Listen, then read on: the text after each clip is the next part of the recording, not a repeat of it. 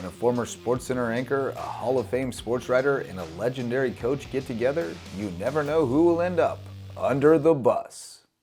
Welcome in and join us for the first regular season NFL edition of Under the Bus. I'm Bob Stevens, formerly of ESPN, Curry Kirkpatrick, formerly of Sports Illustrated, Rich Basirico, formerly No place. formerly he's a Hall of Fame coach, and formerly of New York City, so you're going to get a lot of that, and especially in this show, because you're going to go under the bus a lot for the way your team's played.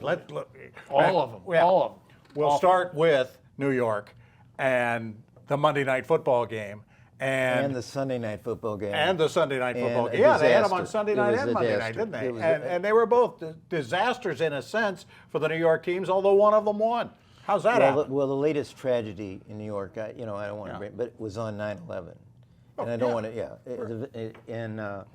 I don't think there's been such mourning since then as this week. It's could not, be. Yeah, not that funny, yeah. But I want to throw the NFL under the bus because I want to bring up the last play of the Jets game, which is nobody talking about. The punt This is return. the only podcast where you'll see this first before we talk about Aaron Rodgers. Yeah, exactly. Well, the punt return for a touchdown, Yeah. just offhand, the Yeah. official in the booth, in the ESPN booth, said, there was a tripping on the play that was not called.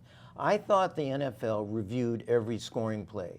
They did not review that play, but ESPN played it on replay, and it was so obvious there was a tripping around the 25-yard line, which means that the play should have been called back and the Jets get the ball on the 25. Well, a half hour after the game, Scott Van Pelt, ESPN resident idiot, he says, he's going over the play and he says, there was a tripping not called, but they would have kicked the field goal anyway. That's ridiculous. How can you say that? Right.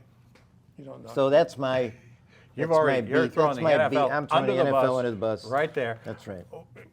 They're going to redo that play at the end of the Olympic basketball game from, 72? They've been doing that Yeah, forever. yeah. So Yeah. it's going to be Yeah, about the exactly. same thing. That was, when that guy broke free, that was cut and dry. There wasn't going to be a clip. There wasn't going to be But the anything official- get when called. you look at the replay, the official's looking right at it. Oh, yeah. He's looking right at it. Yeah. It's amazing they don't make those calls. Well, at the end but, of the game. but the NFL is supposed to review every scoring play. They didn't review it. But the officials all are supposed the to do their excitement, all the job thing, the game too. and the They're supposed end to of the do their game. job, and they at the end of a game in any sport, they don't want to make the call. play. They The don't want to call. make the call. They don't want them. But to it's make the done tournament. all the time in the NFL. It's done but all they the didn't time. do it last Basketball also. What was Make it? the call. If you see it, make the call. The Texas-Alabama game, wasn't that the game Saturday night where play in the end zone at the end, and they could have called it Yeah, and that is decided not not called. to. They're not gonna call They're it. not Yeah, going to call yeah, it. They're yeah. standing right there.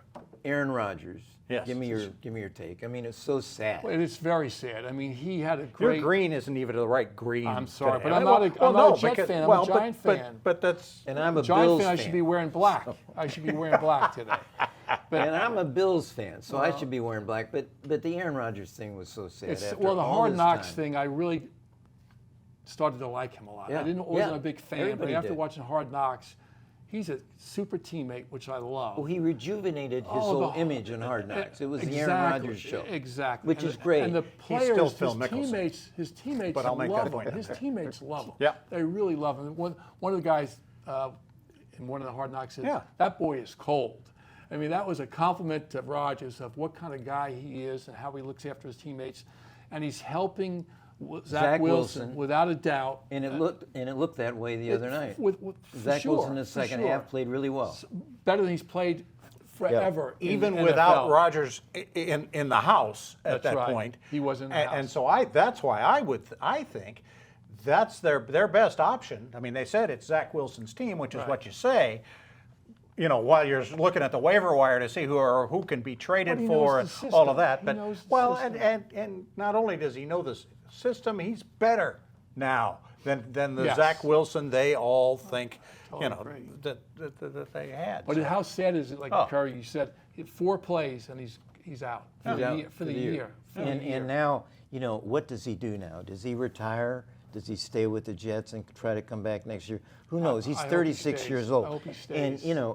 everybody going into the season Yeah. brought up his age. Sure. And 36-year-old think he's knees older and than that. ankles and. I think he's older than I think that. he's like 38 or think he's or 30. almost Oh, 40. Oh, that's Yeah, right. yeah, yeah. Djokovic is 36. You're thinking Another New York thing this to is look at. football. Rodgers man. is This 39. football. Rodgers is 39. 39, He'll be all right. 40 this Yeah, season. yeah. But 40-year-old ankles and knees and Achilles are not the same as 25-year-old Achilles. You And can that's what speak happened. to that on self-examination, right? Yeah, That exactly. your 40-year-old Exactly. knees and Well- ankles weren't what they were at 25, right? I'm a little older than that, but I'll No, tell but when you were 40, you could also- exactly. And I just, it's so sad because he's rejuvenated his image.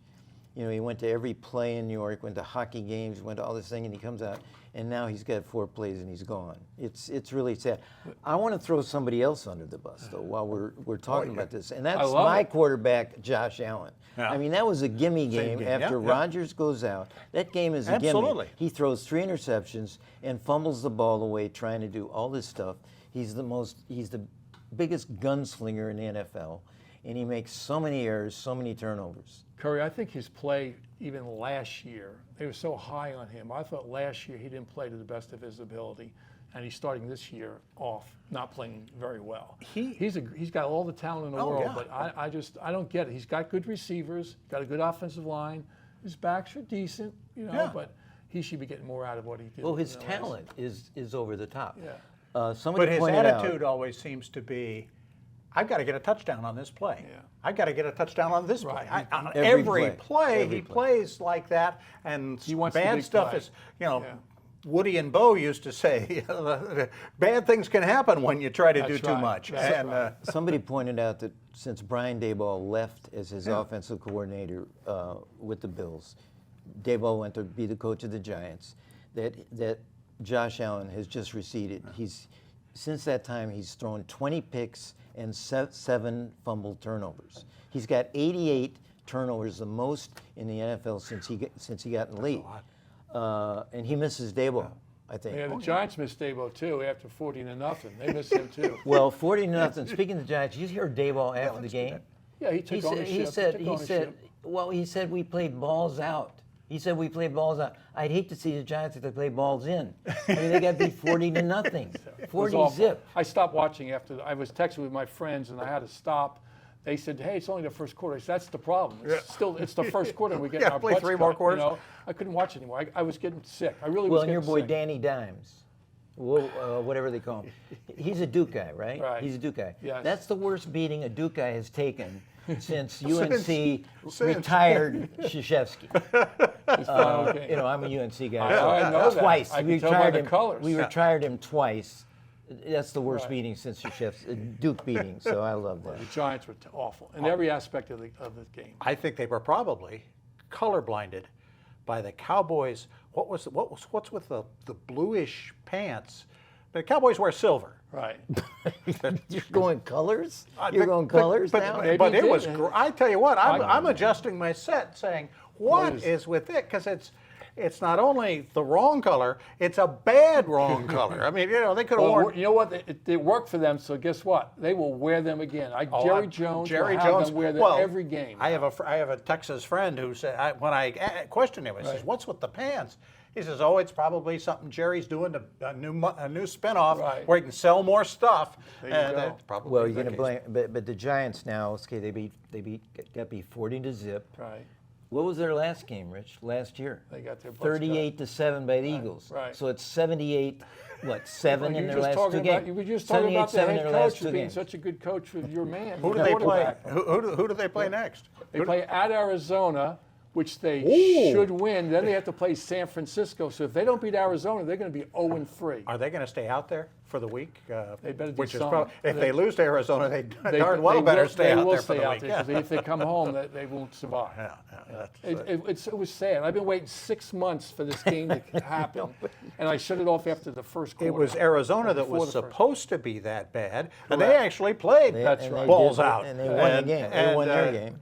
No, they lost. They lost to their the game? to the Commanders, but They were in the game. But they were in the game. They were there. This is really the only game that really was a total blowout. right? Yeah, it was the worst by far. There was nothing you even write about. And talking about that in fantasy football real quick, I lose by 4 points because my kicker from the Giants gets a -2. Gets a -2 A for -2 because he had a block kick. So I want to goes in the hole. I'm releasing him today. The funny. Can we leave fantasy football for a second and get back to We're only reality? there for a second. Get back to reality. Yeah. The funniest thing that happened, I thought, was Seattle got their asses kicked by the Rams. But the funniest thing, there was this great soundbite of Geno Smith who got destroyed the whole game. There's a soundbite that shows him as the Rams pass rush is coming after him. He yells out, "Oh my God," because he sees Aaron. What's Aaron Donald coming in? But they've got him saying, "Oh my God." It was hysterical. Which is probably what any of the rest of us would have said. Oh, I'm sure Aaron Donald it was wasn't coming after worse us. than that. I'm surprised it wasn't worse than that. Oh my God. We'll end this segment on a quick fantasy note, though. We'll finish it with that, and then we'll be done. God. The Atlanta coach. God. Atlanta's coach. Yeah. Smith. They asked him at the end of the game, well, why Drake London, who is a star for his team, he's also on my and team. on your fantasy, but Never he is got the ball. an NFL star, never got the ball. Yeah, well. And they asked him, well, why didn't he get any touches? Why didn't he even get targeted? And he says, I'll let the fantasy guys worry about that. Did he say that really? Yes, he did. Oh, I love so it. see, I fantasy love it. football, Yeah, it's coming after you, buddy. I mean, it's going to Smith get should you. be fired right away for that comment. But how do you not, the best receiver? He won. I know he won, but how do you not get a touch? How do you not get a touch? Oh, boy. I sad. hope we got time to talk about the Browns and the Steelers coming up this week. But we'll have to do that at the end of the show. Dion is the topic when we come back on Under the Bus. Hey there, Justin Jarrett here from the producer's chair.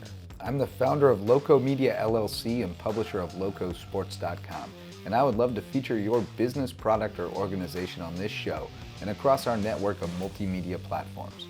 We have packages starting as low as $50 per month. Email me at locosports@gmail.com, LOWCO sports@gmail.com to get started and go loco. Now back to the show. Welcome back to Under the Bus. Bob Stevens along with Rich Basirico and Curry Kirkpatrick. This is kind of Curry's segment because you were folks, go online and Google his profile of Deion Sanders, written at Sports Illustrated in 1989. 89. Yeah. You want to know who we're watching now? Yeah. We're watching that guy. I mean, you nailed him, Same guy. And he's still the same guy. Well, and I give credit to you for nailing him, and I give credit to Deion.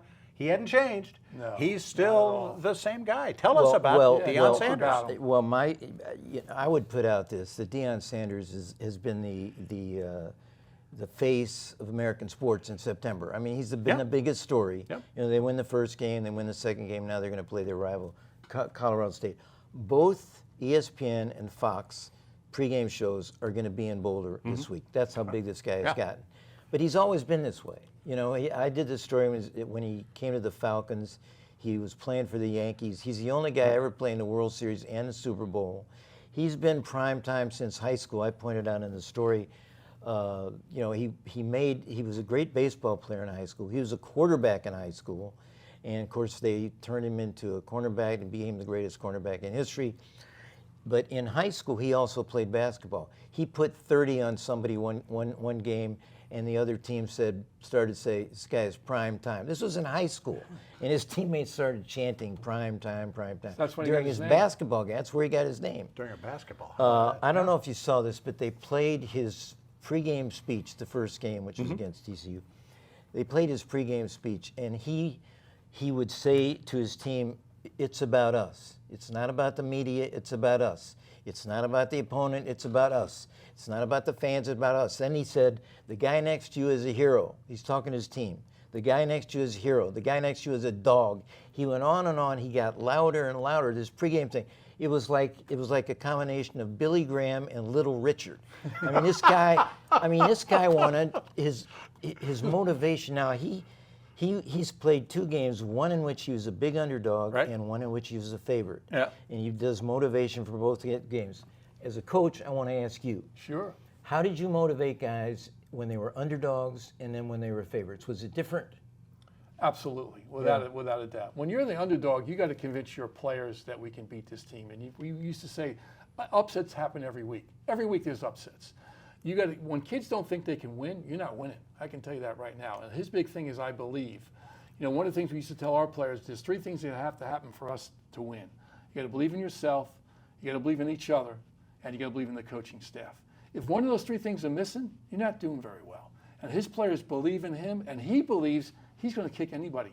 They're going to beat anybody on their schedule. They might, I mean, they're probably not, but he believes it, and his players believe it. Now, how did you motivate people when you were favorite? When you're a big favorite, you're playing a dog team, you know you're going to win. Right. What did you tell your guys? Well, you don't want to play down to their level. You got to play.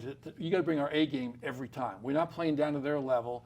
There are upsets, like I just mentioned, happens every day. They're going to come in here. They want to beat you guys. You got to come play to the best of your ability. That's our job every day, to come play in practice. Games are won in practice. You got to play to the best of your ability, regardless of who you're playing. We're not playing down to their level. And when we play down to their level, that's when you jump them. That's when you get it in their face and get on them about that. You have to look no further to see the other side of all of that than Nebraska, the team they beat this last week, who have a new coach, a successful coach, a well-thought-of coach, Matt Rule, who's got some play. Got to have some talent. I mean, they should have beaten Minnesota the first game. Should have beaten Minnesota on the road at Minnesota. And they hung with Colorado for a half, pretty much hung with them. But then then they started playing like they've been playing the last few years. They didn't. You could tell early in the second half, Nebraska doesn't think they can win this. Right. They think they're going to get rolled, and they did. And it's just an interesting contrast. And we've seen. It feels like we've seen more of that this year than in past years, where a coach getting his team in the right spot mentally seems to work. Texas, Oklahoma. Texas would usually be a roll over a die team, even after playing somebody good for a half, and they actually decided they could beat Alabama. Coaches have to now football. They have so many players, you know, but coaches have to get into each kid's head and make them play to the best of it. My job is to find out what makes you play to the best of your ability, and Deion has done that. His players, you can tell, believe in him. Are they going to win a lot of games, or is the talent? I mean, is the fact that I think people still have questions. I do. Are they really this good? Well, his son, you know, and let's point out, he's got a son playing quarterback, and the kid is already a Heisman candidate. Yeah. I mean, he's thrown for, 800 yards the first 2 games, something like that. 900, And his other son plays defense. His other son is Shiloh, and his son, the quarterback, is, what's his name, Shadir? Yes. Shadir, whatever, something like that. But you know, Mr. Deion, Sanders. I want to point out, Deion has been an American icon for like 40 years. Yeah. I mean, he was this great high school player, he's a great college player. He's the best cornerback in history.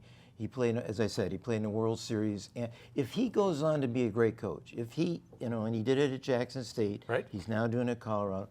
Rich, if he goes on to be a great coach, has he not had maybe the best sports career of anyone in history? I mean, multi-sports. Who else has done this? I mean, Jerry West was a player and executive. Mike Ditka was a player and a coach. This guy has been a player in several different sports, and now he's a coach. If in 10 years from now, we say this guy is a great coach. Has he had the greatest history of any American sports Tom will figure? tell. I still think it's too early. I mean, I know he's beaten 2 opponents. He's won 2 games. I still think it's just quite 2. early. But it's just amazing how well they have played. And if he can continue, he's in college sports, you got to be a recruiter. He's a great recruiter. Well, they're going to get anybody now. He's letting this guy play 2 ways. Right. And what's the guy's played 250 plays? Hunter. I think it was that. He's playing both ways. And he got him from Florida State, which was an alma mater. He stole him, got him at Jackson. Now he's at Colorado. But there's so celebrity surrounds Deion. All these stars are coming to the games, being on the sidelines. He had a funny line. He said the other day, if we, you know, I've got so many celebrities on the sideline. By the time we play Southern Cal, you know, the sideline is going to look like the BET Awards. I mean, what sideline is Snoop going to be on? I mean, Snoop Dogg to me is the Southern Cal fan. Is he going to feel alone when they play? But they got to play Southern Cal and Oregon both in the next 3 or 4 weeks. And by the end of September, we'll see. It'll be fun to watch. If they're. And I'm curious to see how it all turns out if he doesn't. What happens when they lose? I mean, they're going to. Well, but everybody does. His team, forget all the flash. Yeah. His team looks so well coached. He's hired a bunch of guys who have NFL experience as his assistants, and nobody talks about that. But this team, if you watch them, the first 2 games, and I have, they look so well coached. They don't make errors. They're, you can see this. You can see a well coached team. But his coaching staff is as you mentioned, is so important. When you surround yourself by good people, you're going to shine.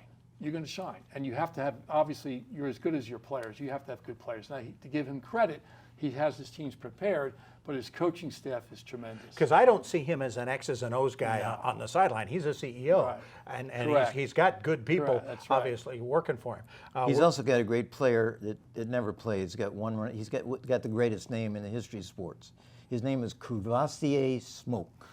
He's got a running back named Crevassier Smoke, and the kid is from Alabama. He said he doesn't know why his mother named him Crevassier. It's not spelled like the cognac, but and he says, I don't even want to go by my first name. I want to be called Smoke. So Crevassier Smoke goes by Smoke. It's one of the great names in the history of sports. Does he play? He's played one. He's had one run. Dan's got to put this guy in more, don't you think? He can say, "Hey, Smoke! Hey, Smoke!" So we can talk about Smoke next time. We're up against it time-wise, which is weird for a podcast, but I'm trying to keep us tight here. We do have one other college football, and we're not even talking about Texas and Alabama. We got to talk about, for just a moment, Mel Tucker at Michigan State. Was a big deal, was a rising star, got a $95 million guaranteed 10-year deal, and now he's got problems because he has messed around with, apparently, a person that he has brought in to teach these guys, to teach the kids not to be sexual predators. Correct. And then the two of them, and boy, Michigan State has got a world of hurt. You guys got to take on it now. It's a mess at Michigan State. Yeah. History, they have the guy Nassar, the gymnast coach who apparently sexually assaulted tons of gymnastic young girls. And now we have Mel Tucker. He says, there's going to be a hearing in October, and he said he's going to explain himself then. Of course, the woman says, if he doesn't show up at the hearing, we'll know what it's all about. It's a shame. He'll show up. He talked about she agreed and everything was going on. And he's got a completely other side of the story. Right. The bizarre part of it, I think, and again, this hurts Michigan State as much as anything. They've known about it since last December, and they've sat on it. And they kind of sat on it, and they were going to sit on it as long as nobody knew about it. And until now it they came up have in USA Today broke the story. Yeah. And now the Governor Gretchen Whitmer, has said, as a survivor of sexual assault, I'm shocked. As a Spartan, she's a Michigan State alum, I am disappointed. And as the governor, I want answers. And my guess is she's going to eventually get them. And I hope she likes what she hears. I'm not sure. I'm not sure there's going to be a hearing. I think they're going to settle. I think Mel Tucker's got lawyers. I think the Michigan State's got lawyers. They don't want this hearing to go on. They don't want it. I'm telling you. I don't think the woman thought it was going to blow up like this either. Well, I really don't. I'm throwing Michigan State. I'm throwing the whole school under the bus for the way they've handled it. But they should have learned from previous things that have happened. Why are we waiting? Let's get it out in the open. Let's go and let's resolve the issue. There's a whole field called crisis management that apparently is not a major at Michigan State. We're going to be back and talk about something a little off of all of this football stuff. We're going to talk about tennis. U.S. Open. Sport. That's right. US Open. We're going to do all of that when we come back. Under the Bus. Can't wait to see who the fellas toss under the bus next week? Be sure to subscribe to the show on your favorite podcast app or subscribe to Loco Media on YouTube so you never miss an episode. We welcome you back to Under the Bus. Bob Stevens, formerly of ESPN, Curry Kirkpatrick, formerly of Sports Illustrated, Hall of Fame coach Rich Basirico.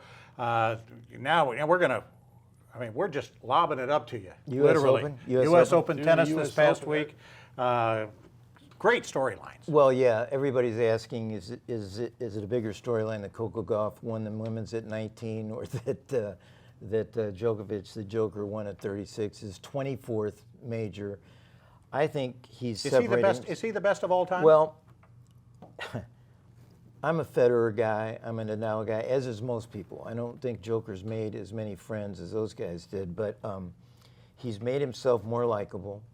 I think he's separating just longevity. He's going to outlast Federer, obviously, and Nadal. I don't think Nadal's going to play anymore. He's got 24 now. He's 36 years old. I mixed up with Aaron Rodgers, who's 39. Yeah. But I think Joker might still be playing at 39. That gives him 3 more years. He won 3 of the 4 majors this year. He looks as strong as anybody. I think he's going to keep going and set it, and just, he might win 3 or 4 more majors. Put it way out there. Yeah, I think so. Okay. Now, that was a huge story. Well, I will say, I will put this remark in. The final was just mediocre. He's playing Medvedev, who is flat after upsetting Alcaraz in the semifinals. But the biggest thing to me about the final was our boy Hilton Head's own Stan Smith, who was sitting at the baseline. Well, he was sitting at the back of the end zone with Margie, his wife, and Medvedev in the final hit an errant shot. It bounced late, long over the line, and bounced right into Stan's hands. TV got it, and he blew the ball. He blew the catch. He fumbled it, went down in there. The camera kept on him, and he's trying to tell Margie, what did I do? How did I do this? How did I do this? He's trying to show her how he tried to catch it and how he blew it, and they kept it on. It was so funny, but Stan blew the Well, catch. I played men's softball with Stan, and he can catch the ball, believe it or not. He can. Well, this was an easy catch, though. Yeah.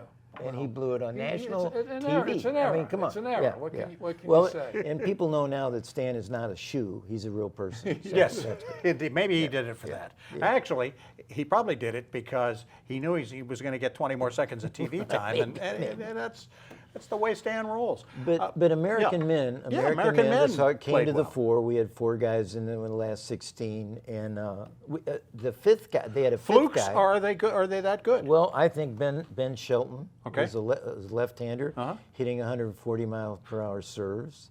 He got a set off of Alcaraz. I think he's a comer. He's only 20 years old.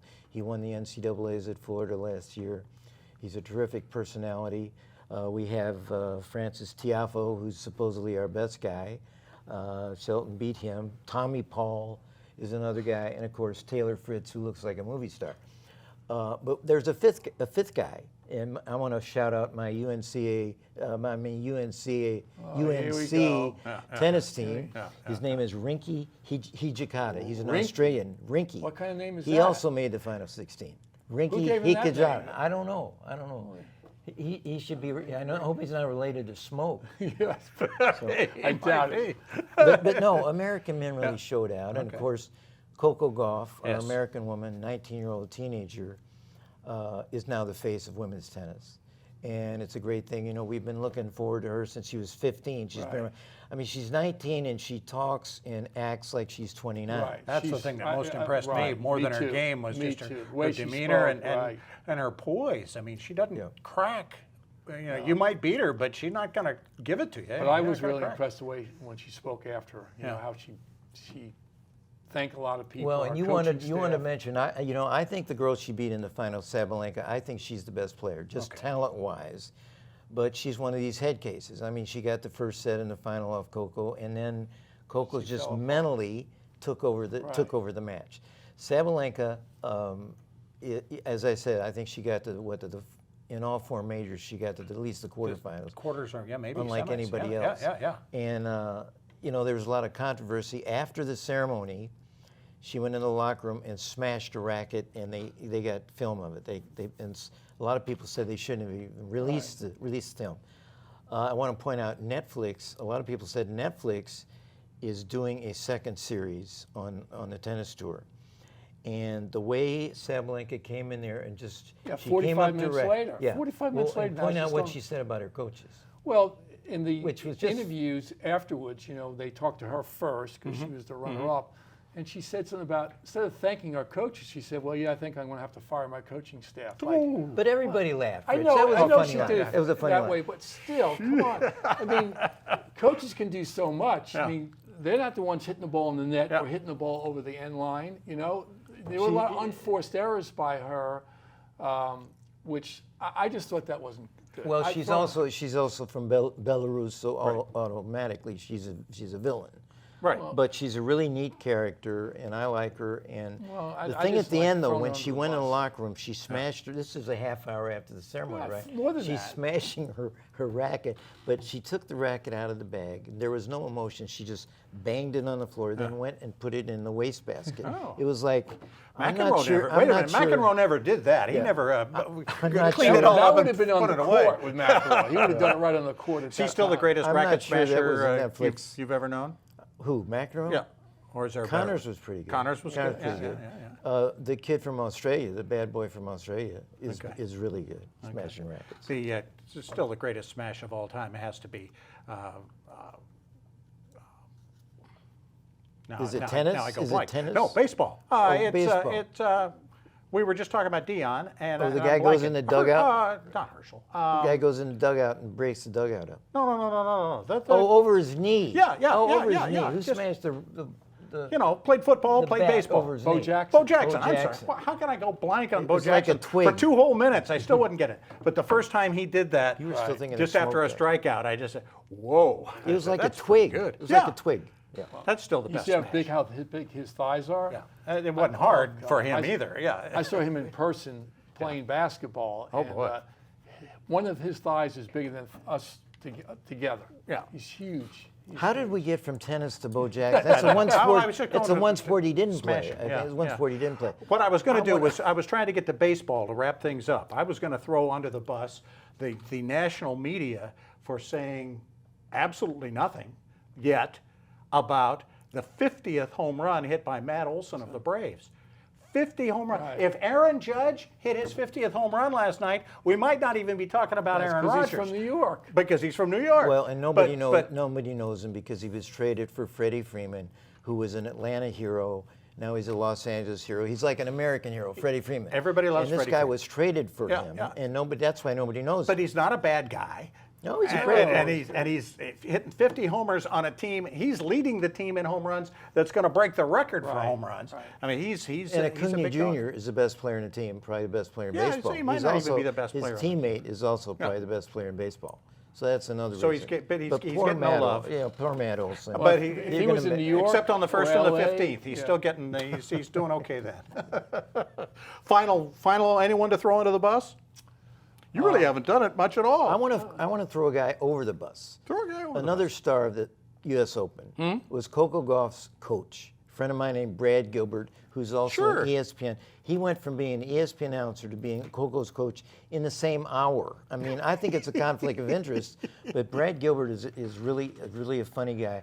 He coached Andre Agassi to 6 major titles. He coached Andy Roddick to the U.S. Open title. Now he's coached Coco Gauff to the U.S. Open title. Did I Brad think we ever have make it say to a about that. finals himself? He was a pretty good player. He was a really Great good player. Yeah. But he was a garbage guy. He was a garbage player. He's like the guys that you go in a gym, play basketball, and you see him and say, I got this guy. Right. And he beat people like that. Yeah. Brad Gilbert got to number 4 in the world one year. He played during the McEnroe-Connors era. Yeah. And I remember one time McEnroe lost to Brad Gilbert, and he said after the match, if I'm losing to this guy, I got to retire. He said that publicly, just embarrassed, insulted Brad Gilbert. Wow. And now they're Are they on buddies? ESPN together. Yeah, well, I on guess ESPN they're buddies. I don't know. together. But yeah.